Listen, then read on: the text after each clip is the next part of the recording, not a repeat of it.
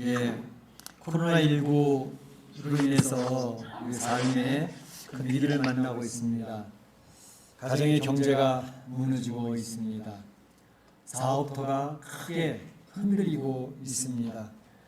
또한 이 코로나 질병이 점점 가까이 오고 있구나 하는 것이 아주 현실적으로 느껴지는 이러한 때를 만나고 있습니다. 그래서 많은 사람들이 이 코로나19로 인해가지고 두려움이 또 공포가 있어서 많이 힘들어하고 있습니다. 삶의 위기입니다. 오늘 본문에는 삶의 위기를 만난 사람들의 이야기가 나오고 있습니다. 저희가 이제 열왕기하를 차례대로 좀 살펴보고 있지 않습니까? 그런데 오늘 열왕기하 4장에는 세 가지 에피소드 이야기가 나오고 있습니다. 그 내용 중에 중요한 것은 첫 번째로는 의식주의 위기를 만난 사람 이야기가 나오고 있고, 두 번째로는 참 소망이 사라져버리는 그런 위기를 만난 사람의 이야기가 나오고 있고, 세 번째로는 질병의 위기에 놓여 있는 그런 사람들의 모습을 볼 수가 있습니다.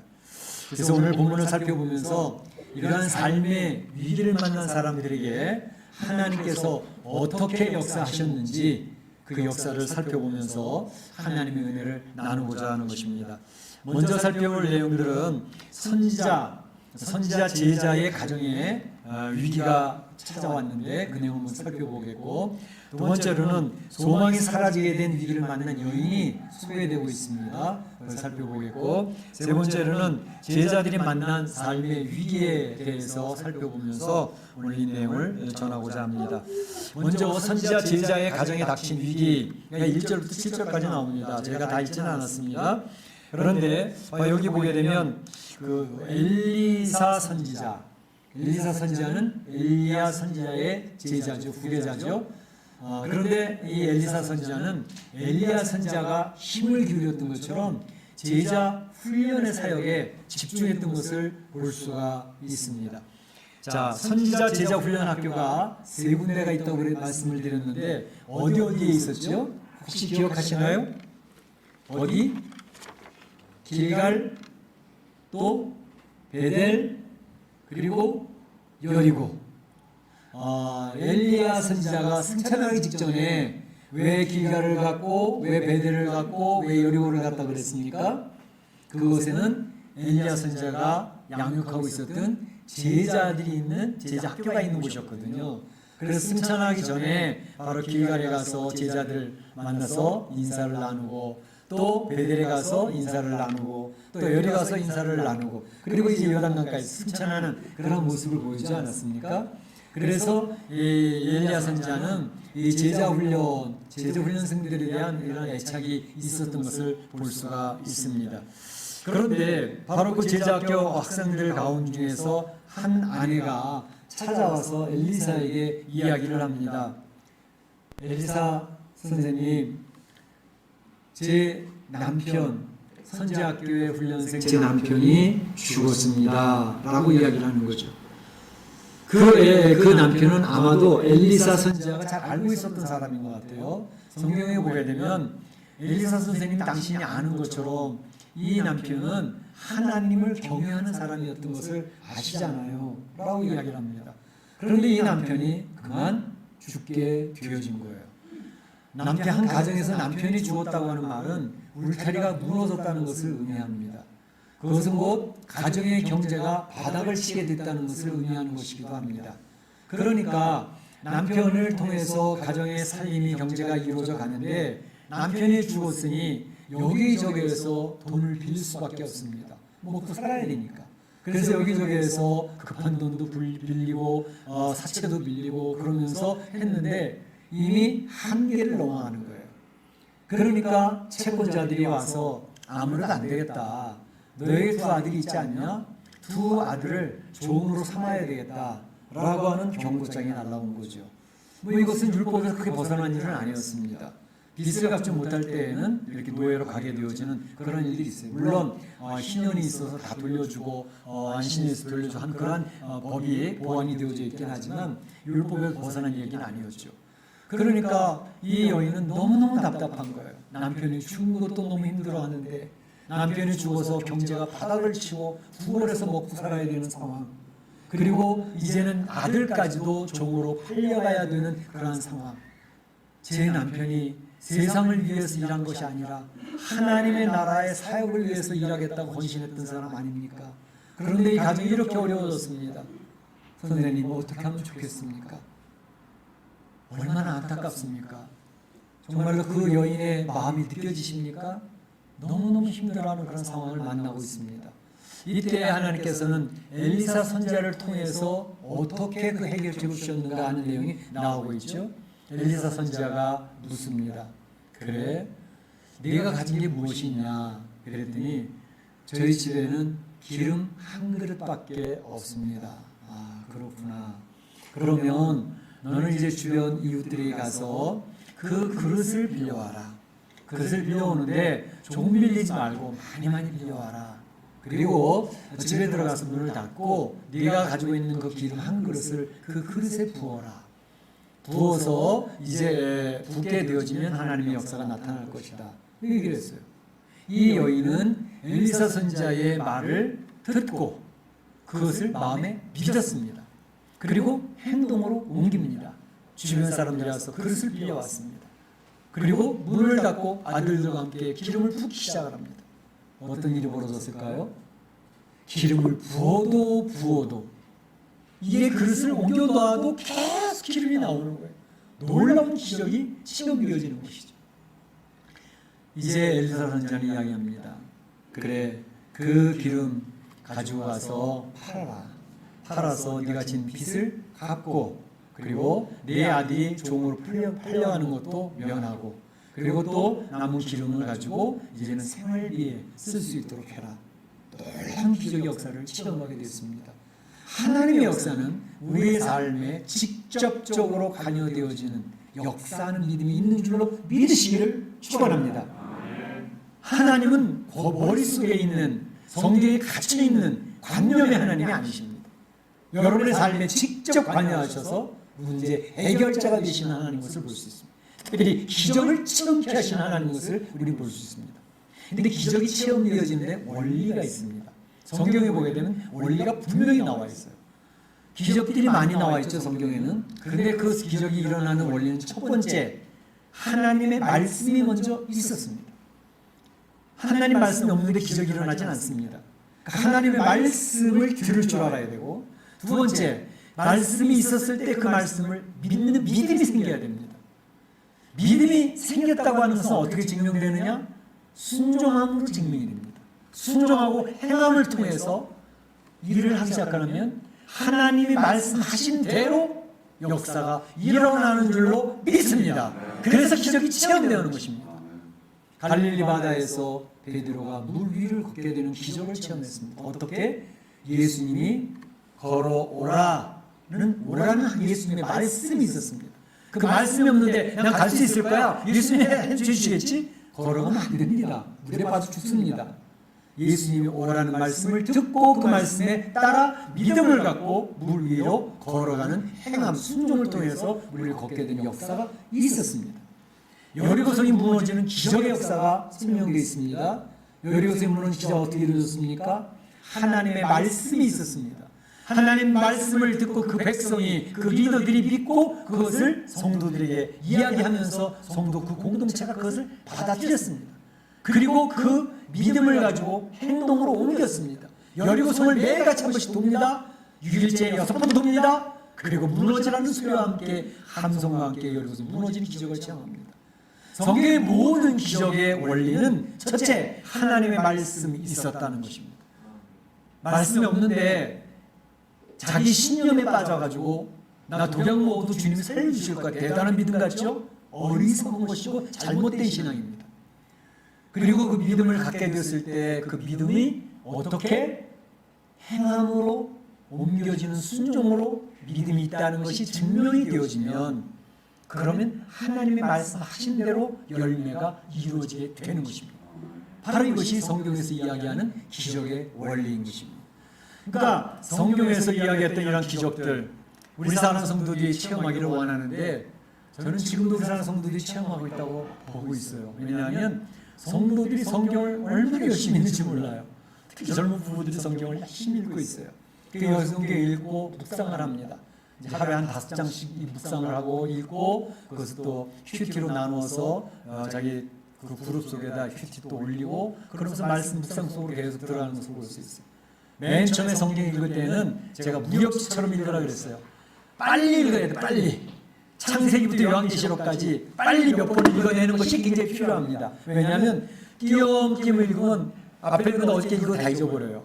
무엇인지도 몰라요. 그러니까 처음부터 끝까지 빨리 읽어내는 것이 몇 번 필요합니다. 무슨 내용인지 모르지만 빨리 읽어내는 거예요. 그럼 전체적으로 이게 둥그런 아웃라인이 생깁니다. 예. 그래서 어떤 때는 창세기는 창세기 한 장을 한꺼번에 읽어버리는 거예요. 출애굽 길이지만 한꺼번에 읽어버리는 거예요. 그래서 뭉태기로 열심히 해서 빨리 읽어내는 게 한 서너 번 걸치면 그러면 뭔지는 모르겠는데 성경을 읽었다고 하는 만족감이 있고 자신감이 생깁니다. 그 다음부터 중요한 것은 이제 생각을 해가면서 읽는 그런 훈련이 필요해요. 지난번에 말씀드렸던 우리 교회라고는 처음 나왔던 우리 이문영 성도가 얼마나 빨리 읽었는지 작년에 그걸 성경 한번 다 읽었더라고요. 요즘에는 5장씩 읽는 그런 걸 하고 있어요. 그러니까 고백하는 게 그전에 뭣도 물론 다 읽었는데 요새는 5장씩 읽으니까 뭔가 조금씩 생각하게 되고 그렇게 읽게 됩니다. 그런 고백을 했더라고요. 그래서 성경을 열심히 읽으면 그 말씀을 통해서 성경에 있는 내용이 굉장히 점점 옛날에는 굉장히 낯설었던 성경인데 굉장히 익숙해지기 시작을 합니다. 신뢰되기 시작합니다. 주의 말씀이 내 앞에서 이야기하는 것처럼 들리기 시작하는 때가 옵니다. 그러면 그 말씀을 듣고 믿음이 생깁니다. 믿음은 들음에서 난다 그랬잖아요. 하나님 말씀을 열심히 읽고 듣고 설교 말씀을 열심히 듣는 사람의 믿음이 커집니다. 그건 분명해요. 그러니까 열심히 듣고 그래서 열심히 읽고 그 믿음이 생기면 그 다음부터는 옛날에 들었어도 성경 읽었어도 별로 내 행동이 움직이지 않았는데 말씀에 밀착되기 시작을 하면 내 생각이 바뀌고 가치관이 바뀌었기 때문에 가치관이 바뀌었다는 것은 자기 생각대로 움직인다는 것을 의미해요. 그러니까 자기 가치관대로 자기 가치관이 있잖아요. 그것대로 행동하게 돼 있거든 사람들은. 그리고 가치관이 성경적인 가치관으로 바뀌어지니까 거기에 맞는 행동을 하기 시작을 합니다.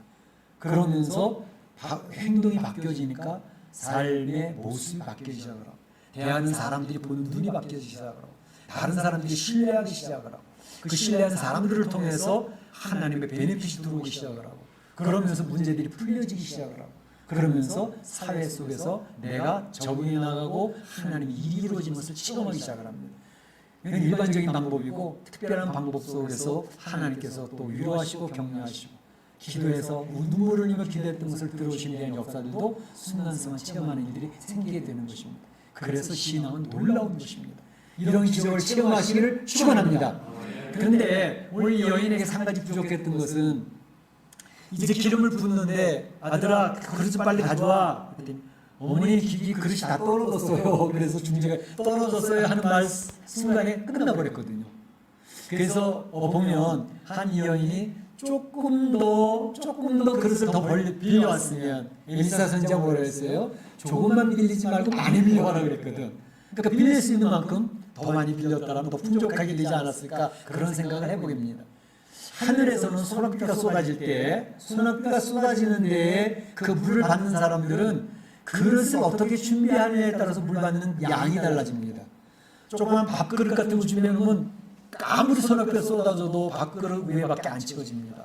드럼통을 준비하는 사람은 소낙비 쏟아질 때 드럼이 가득 차는 것을 체험하게 됩니다. 더 큰 그릇을 준비하는 사람은 더 큰 통에 그 물이 채워지는 것을 체험하게 됩니다. 이게 믿음의 분량 그릇이 중요합니다. 믿음이 작잖아요. 종지만 하잖아요. 그 하나님의 역사는 종지만큼밖에 체험 못합니다. 그런데 믿음이 크잖아요. 믿음이 크면 그 믿음의 큰 그릇만큼 하나님의 역사를 체험하게 됩니다. 그렇게 되시기를 축원합니다. 그래서 지금도 하나님의 역사, 소낙비가 쏟아지듯이 이 코로나 이 시대에도 하나님은 하나님의 역사를 행하고 계십니다. 믿음이 있으면, 큰 믿음이 있으면 하나님의 역사를 체험하게 될 줄로 믿습니다. 그래서 우리 사랑하는 성도들이 어려운 때에 큰 믿음을 가지시고 하나님의 기적적인 역사들, 도우시는 역사들, 위로와 격려받는 그런 역사들이 넘치시기를 축원합니다. 또 한 가지 생각할 것은 오늘 소망이 사라지게 된 위기를 맞이한 여인을 생각해 볼 수가 있습니다. 소망이 사라졌다. 인생을 살아가면서 소망이 사라지는 것처럼 답답한 일이 없거든요. 그런데 오늘 본문에 있는 여인이 소망이 사라져버렸어요. 사실은 오늘 이 열왕기하 4장을 읽는데 대부분의 내용이 이 여인의 이야기로 채워져 있습니다. 앞에 짧게 뒤에 짧게 있고 가운데 큰 토막은 이 여인의 얘기로 채워져 있습니다. 그 여인은 수넴이라는 곳에 살고 있는 귀한 여인이라고 소개가 되고 있습니다. 왜 귀한 여인이라고 소개했을까? 쭉 보니까 귀한 여인이라고 소개하는 것은 이 여인은 경제적으로 별 부족함이 없었던 여인인 것 같아요. 부여했던 모습이 있는 것 같아요. 그러니까 나름 그 지역 유지로서 위치가 있는 그런 사람이었던 것 같이 보이고, 또 한 가지는 그렇게 부유하게 살았어도 사람이 이제 인색하거나 그렇지 않고, 부유해도 인색한 사람들 많거든요. 가난해도 넉넉한 사람들이 있고. 그런데 오늘 본문에 보게 되면 이 여인은 이렇게 부유하게 살면서도 배려심이 많은 그런 여인으로 소개가 되고 있어서 성경에서는 이 여인을 귀한 여인이라고 정의를 내리고 있습니다. 이 여인이 엘리사가 아마 그 지역을, 이 수넴 지역을 자주 이렇게 통과하게 되었던 것 같아요. 통과할 때에 이 여인은 엘리사가 지나갈 때마다 음식 대접을 그렇게 열심히 했던 것 같아요. 식사 한번 하고 가세요. 많이 시장하시죠. 당시에는 이제 순례하는 사람들이 많았기 때문에 이렇게 순례하는 사람들이 음식을 제대로 못 먹고 다닐 때가 많이 있을 수 있었거든요. 근데 그때 바로 이 수넴 여인은 엘리사의 식사 대접을 자주자주 또 정성을 다해서 했던 것을 볼 수가 있습니다. 그러다가 한 번은 자기 남편에게 상의를 합니다. 여보, 우리 엘리사 선생님 여기 자주 다니시는데 엘리사 선생님이 쉴 수 있는 공간을 한번 마련하면 어떻겠소? 라고 자기 남편이랑 상의를 해요. 남편이 상의를 하니까 남편이 당신이 좋으면 그렇게 해 라고 허락을 받습니다. 이렇게 작은 방을 준비합니다. 그리고 침대와 책상과 의자, 촛대를 준비해서 엘리사가 언제든지 쉬고 갈 수 있도록, 그의 종 게하시까지 같이 쉬고 갈 수 있도록 이렇게 넉넉한 마음을 가지고 이제 섬기고 있는 모습을 볼 수가 있습니다. 그것에 대한 엘리사의 반응이 나오고 있습니다. 이 여인이 우리를 위하여 세심한 배려를 하는도다. 세심한 배려를 하는도다. 이 여인이 음식 대접을 하고 이렇게 쉬고 갈 처소를 준비한 게 뭔가 기대를 하고 있겠어요? 저 잘하면 뭐가 있지 않을까? 그런 마음을 한 게 아닌 것을 볼 수 있습니다. 왜냐하면 이 엘리사 선지자가 그 여인을 부릅니다. 불러서 이렇게 세심한 배려를 하고 음식 대접도 이렇게 즐겨하고 심지어 이렇게 밤까지 준비해서 쉴 수 있는 거처를 마련해 줬으니 너무나도 고맙다고, 우리가 혹시 뭐 도울 일은 없겠느냐고 그렇게 얘기하면서 왕과 사령관의 도움이 혹시 필요하지 않느냐라고 13절에 얘기하고 있는 것을 볼 수 있습니다. 왕과 사령관, 보통 살다 보면 그 지역의 행정적인 문제라든지 또 군사적인 도움이라든지 이렇게 필요할 때 있지 않겠습니까? 아마 이때 엘리사 선지자는 북쪽에서 활동하던 선지자이니까 이 북쪽의 왕이라 그러면 여호람 왕을 얘기할 수 있겠어요. 아합 왕은 이미 갔고 아시아 왕도 끝났고 여호람 왕, 제가 말씀드렸던 것처럼 여호람 왕은 초기에는 하나님의 말씀대로 살려고 애를 썼던 왕이었습니다. 그래서 바알과 아세라 선지자를 물리치면서 살았던 그런 왕이니까 아마 엘리사 선지자가 그렇게 개혁적인 그런 삶을 보면서 좀 같이 가까이 지냈던 것 같아요. 그러니까 왕에게 이야기해서 너 풀어줄 일이 없냐, 토지 문제나 경제적인 문제나 뭐 이렇게 지켜줄 문제 그런 거 사령관을 내가 이야기해서 도움을 줄 수도 있어 라고 이야기를 합니다. 도와주고 싶은 마음이 있는 거죠, 엘리사는. 그랬더니 여인이 하는 말이 아니요, 저는 이 동네에 그냥 거하는 사람인데 그 편안히 거하고 있습니다. 필요 없어요. 안 하셔도 됩니다. 이렇게 얘기를 하는 거죠. 그러니까 이 여인은 맨 처음부터 대접하려고 하고 또 이렇게 섬기는 그것에 어떤 기대를 하고 했던 것이 아니라는 사실을 볼 수가 있죠. 그랬더니 엘리사 선지자가 게하시아가 이야기를 합니다. 게하시아, 이거 뭔가 좀 도와주려고 하는데 도움이 필요 없다고 그러네. 어떻게 하면 좋을까? 그랬더니 게하시가 비서실장이죠. 딱 보니까 여기 남편이 많이 늙었어요. 그리고 이 집에는 애가 없어요. 아들이 없습니다. 그래. 그러면 그걸 해결해 주면 좋겠네. 그래서 이 엘리사 선지자는 이 여인 수넴 여인을 불러서 내년 이맘때쯤이면 당신이 아들을 품에 안을 수가 있을 겁니다 라고 이야기를 해요. 이 수넴 여인이 속으로 웃었던 것 같아요. 사라가 웃었던 것처럼 에이 무슨 말씀을, 제 남편도 나이가 많고 저도 또 뭐 그렇고 뭐 별로 기대를 안 하는 것 같아. 속이지 마옵소서. 그러고 이제 농담처럼 넘어갔어. 그런데 1년 후에 성경에 보니까 하나님의 말씀대로 17절에 아들을 낳았더라 그랬습니다. 할렐루야. 할렐루야. 빈소리가 아니었죠. 하나님 주신 말씀은 빈소리가 없습니다. 그 여인은 전혀 기대하지도 않았던 아들을 하나님이 기쁨으로 축복으로 그 가정에 선물로 주셨던 것 얼마나 감사합니까? 우리 하나님은요, 하나님 앞에 이렇게 마음을 다하고 주님을 섬기는 그런 성도들에게 전혀 생각지도 못했던 그러한 이 세상의 축복 열매들을 주시는 것을 볼 수가 있습니다. 저도 언제 나중에 한번 간증할 때가 있겠지만 저는 그런 경험들을 여러 번 했어요. 우리 가정에도 그렇고 자녀들에게도 그렇고 하나님은 전혀 기대하지 않았던 역사로 인도하시는 것을 볼 수가 있습니다. 그런데 꼭 기억할 것은 오늘 여기 보게 되면 이 수넴 여인 하나님 잘 섬겨서 하나님 앞에 전혀 기대하지도 않았고 원하지도 않았던 아들이라는 선물을 얻었잖아요. 아주 축복을 누리는 가정이잖아요. 그런데 하나님의 동심을 받고 하나님의 축복을 받는 가정에 어려움이 안 생길까요? 문제가 안 생길까요? 오늘 성경은 그것을 보여주고 있습니다. 하나님 앞에 축복받는 가정입니다. 하나님이 참으로 아끼고 참으로 하나님께서 칭찬하는 가정입니다. 그런데 그 가정에 문제가 생겼습니다. 어려움이 찾아왔습니다. 위기가 찾아왔습니다. 뭘까요? 이 아이가 잘 자라다가 어느 날 아버지가 밭에서 이야기하는데 아버지 보러 갔다가 거기서 아이고 머리야 그러면서 집으로 돌아왔는데 엄마 품에 좀 안겨있다가 그만 아기가 죽어버렸습니다.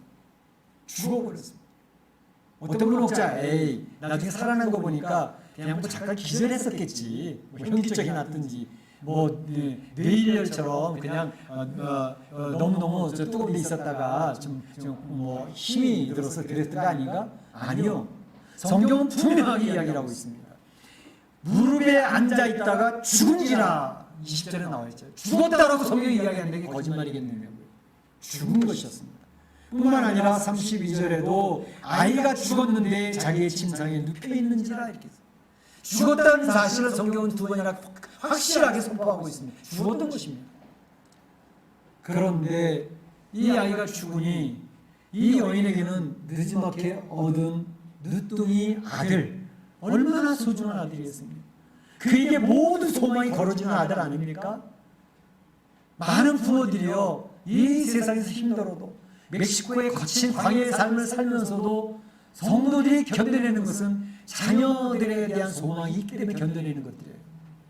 이 자녀가 앞으로 잘 커서 사람답게 하나님 앞에 귀하게 쓰임받는 아이들로 나갈 거야 라고 하는 그 기대감이 부모들이 있기 때문에 부모들은 비록 내가 여기서 고생을 하고 힘들어도 내 자녀에 대한 소망이 나는 있어 라고 하는 것 때문에 부모들이 그렇게 어려움 견뎌내는 거거든요. 근데 이 여인에게 소망이었던 이 아이가 갑자기 죽었단 말이에요. 너무 귀하게 얻었던 아이가. 그 늙을 때까지 아이가 없어가지고 얼마나 고민을 했겠어요, 여인이. 그런데 생각지도 않게 하나님 선물로 주신 아이가 죽었단 말이에요. 희망이 사라졌죠. 소망이 사라졌죠. 인생의 살맛을 잃어버린 거죠. 바로 하나님을 잘 섬기는 가정에도 이렇게 어려움이 찾아올 수 있습니다. 문제가 있을 수 있습니다. 이걸 강구하시면 안 돼요. 내가 뭘 잘못했길래 이런 일이 벌어질까? 자책하지 마세요. 하나님을 잘 섬겨도 하나님 앞에 칭찬받는 믿음의 가정인데도 어려움이 있을 수 있습니다. 이유는 왜? 하나님의 영광을 드러내기 위함입니다. 하나님의 역사를 경험하고 간증거리를 주시기 위함입니다. 나사로가 죽었을 때 예수님이 병 났다고 했을 때 달려가서 고칠 수 있는 분이에요. 죽을 때까지 기다리셨어요. 그 누이들은 이해를 못했어요. 왜 이제 오십니까? 일찍 오셨으면 안 죽었을 텐데. 아니야, 하나님의 영광을 드러내기 위함이라. 나면서부터 안진뱅이 된 자 누구 죄 때문에? 아니야, 하나님의 영광을 드러내시기 위함이야. 우리 성도들이요, 신앙을 잘했는데도 내가 기대치 않아, 연연히 예측지 못했던 어려움이 찾아올 때 내 믿음이 파산하기 쉽습니다. 절대 파산하면 안 됩니다. 마지막까지 견뎌내야 됩니다. 하나님을 의뢰해야 됩니다. 하나님을 신뢰해야 됩니다. 하나님의 선한 뜻이 있을 거야. 그리고 하나님의 역사가 나타날 거야. 그것을 기대하고 승리하시기를 축원합니다. 과연 엘리사가 먼저 게하시를 보냅니다. 빨리 가서 이 지팡이를 그 머리에 몸 위에 올려놔라. 막 달려갑니다. 여인이 달라붙어서 엘리사 선지자가 가시기 전까지는 저는 떠나지 않습니다. 엄마의 간절함이 묻어 있습니다. 엘리사 선지자님이 가셔야 전 따라갈 거. 여기를 떠나지 않겠습니다. 갈멜산까지 찾아왔었거든요. 엘리사가 갑시다. 그러니까 가는 거예요. 가보니까 아닌 게 아니라 게하시가 지팡이 올려놨는데도 애가 안 일어나는데요. 그랬더니 엘리사가 자 아이를 안고 방에 들어갑니다. 문을 닫고 그 아이에 엎드려서 기도를 합니다. 참 기도하다 보니까 아직 안 일어나요. 또 다시 나와서 왔다 갔다 하다 또 다시 그 아이에 엎어져서 또 기도를 합니다. 그런데 아이의 차가웠던 몸이 서서히 따뜻해지기 시작했다고 했습니다. 그러더니 기침을 7번 에쉬 에쉬 하더니만 깨어났다는 것입니다. 할렐루야 할렐루야. 바로 하나님의 역사가 나타나는 것입니다. 그러면서 여인이여 들어오시라고 그 아이, 살아난 아이를 엄마 품에 안겨줍니다. 죽었던 아이가 살아났습니다. 성도 여러분, 우리 이 세상을 살면서 인생에 겪는 가장 큰 비참한 일은 뭔지 아십니까? 그것은 죽음이 인생의 가장 절망적인 시험이라는 사실을 기억하실 필요가 있습니다. 죽음이라고 하는 것은 우리 인생이 경험하는 가장 절망적인 시험입니다. 오늘 지금 이 시간에도 죽음의 행렬은 그치지 않고 있다는 사실을 기억하시기 바랍니다. 지금 이 시간에도 이 세상에 태어났던 사람들 중에 죽음의 줄을 서서 계속해서 쓰러져 죽고 있는 사람들이 세상에는 지금 많이 있다는 사실을 기억하세요. 그 죽음 앞에 우리 인생은 얼마나 무력한지 정말로 처절하게 우리 인생이 그 앞에 굴복하는 모습, 이것입니다. 그런데 놀라운 사실은 바로 예수 그리스도를 믿으면, 예수님 안에 있으면 이 죽음이 무력화된다는 사실입니다. 할렐루야. 예수님이 십자가에서 죽으셨다가 다시 살아나는 일을 통해서 죽음의 죄악의 열매인 죽음을 무력화시키는 역사를 성경을 통해서 선포하고 계시지 않습니까? 성도의 가장 위대함, 성도의 가장 강력함은 어디에 있는가? 죽음을 더 이상 두려워하지 않는다는 것에 있습니다. 죽음은 나를 정복할 수 없다는 사실을 확실하고 있는 사람들이 성도들입니다. 그래서 성도들은 무서운 것입니다. 순교하면서까지 그의 믿음을 굽히지 않았기 때문에 교회는 지금까지도 이 세상에 존재하고 있는 것입니다. 죽음을 이겨낸 사람 얼마나 강력합니까? 우리 사랑하는 성도들이 죽음의 이겨남에 대한 부활의 소망을 가지고 이 세상을 정복하시기를 주의 이름으로 축원합니다. 굉장히 중요합니다. 마지막으로 한 가지는 제자들이 만난 삶의 위기를 볼 수가 있습니다. 38절에서 마지막 절까지인데요. 엘리사는 엘리야의 제자 양육사역을 본받아서 제자 양육사역에 집중을 했습니다. 길갈에 제자 훈련 학생들을 찾아갔습니다. 그런데 길갈에 있는 제자 훈련생들이 몇 명이나 된다 그래요? 100명입니다. 100명. 요즘에는 기독교회가 인기가 떨어져가지고 선지학교, 신학교가 다 미달이거든요. 왜 옛날에는 아주 이 교회가 막 융성하고 왕성할 때는 저마다 목사 되려고 사람들이 무지 많이 몰려왔었습니다. 지금은 안 옵니다. 목사 돼가지고 어떻게 먹고 살라고 안 와요. 그런데 이 길갈의 선지생도 하나님의 사역을 하겠다고 몰려드는 사람이 100명이나 있었습니다. 이 당시는 바알과 아세라가 판을 치기 시작한 그런 때 아니었습니까? 그런데도 하나님 앞에 헌신된 하나님의 일꾼들이 있었다는 사실입니다. 마지막 때도 마찬가지예요. 교회가 다 무너지고 성도들이 신앙을 다 저버리고 자기 좋은 대로 살아가고 자기가 왜냐면 내 생명이 위험하니까 그래서 적당하게 세상과 어울려 살게 되는 그런 때가 오는데 그때에 죽으면 죽으리라 하고 주의 말씀 붙들고 승리하는 그런 하나님의 일꾼들이 있는 줄로 믿습니다. 바로 길갈에 100명의 선지생도가 모여서 있는데 엘리사가 볼 때 마음이 짠한 거예요. 가서 야 이들한테 뭐 먹을 것을 줘야지 제대로 먹지도 못할 텐데 그래서 뭐야 그 솥 하나 걸고 국을 하나 끓여라. 그래서 바로 국을 끓이는데 들포도송이를 가져왔고 또 들호박을 가져와서 넣고 막 끓이는 거예요.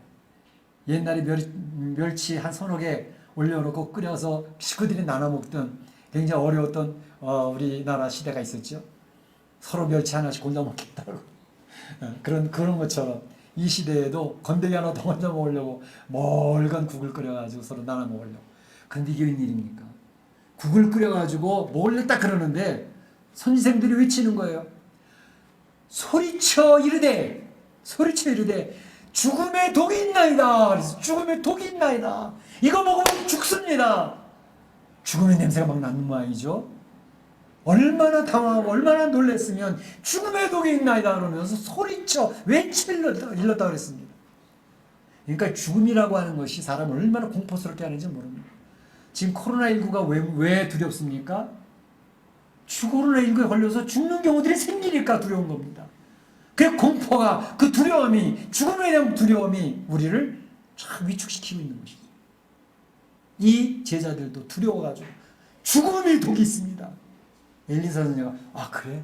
가루를 가져와라. 가루는 무슨 가루인지는 몰라요. 설명이 없어요.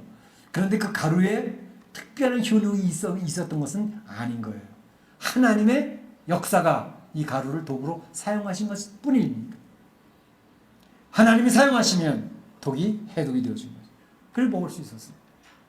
그런데다가 또 살리사라고 하는 곳에서 어떤 사람이 보리떡 20개를 싸가지고 왔어요. 채소 한 자루 가져와가지고 자, 이 100명 먹일 게 너무 적은데 이거 나눠 먹도록 하죠. 그랬더니 선지생들이 아이고 보리떡 20개 가지고 어떻게 100명이 다 먹어요. 그랬더니 엘리사가 괜찮아. 나눠 먹어. 먹고 남을 거야. 라고 이야기를 합니다. 먹고 남을 거야. 나눠 띄워. 근데 오병이의 기적처럼 보리떡 20개를 나눠 띄워주는데 끝이 없어요. 다 먹고 남았더라. 그러니까 하나님의 말씀대로 남았더라. 먹고 남았더라. 이렇게 돼 있어요. 말씀대로. 하나님의 말씀대로 되었더라는 것입니다. 그래서 온 식구 다 먹고 배불리게 있습니다. 그러니까 그들의 질병의 문제와 그들의 먹고 사는 문제가 해결되어졌다는 사실을 이야기하고 있습니다. 오늘 본문을 통해서 우리가 느낄 수 있는 것은 삶의 위기를 만납니다. 이 세상 살면서 삶의 위기가 찾아오는데 지금 우리 코로나19로 인해 가지고 여기저기서 삶의 탄식 소리가 들려옵니다. 우리 가정 어떻게 먹고 살 게 지금 굉장히 급해. 그래 병이라도 걸리면 어떡해. 그리고 지금 이 사업터는 도대체 어떻게 해야 될지를 모르겠어. 이게 삶의 위기입니다.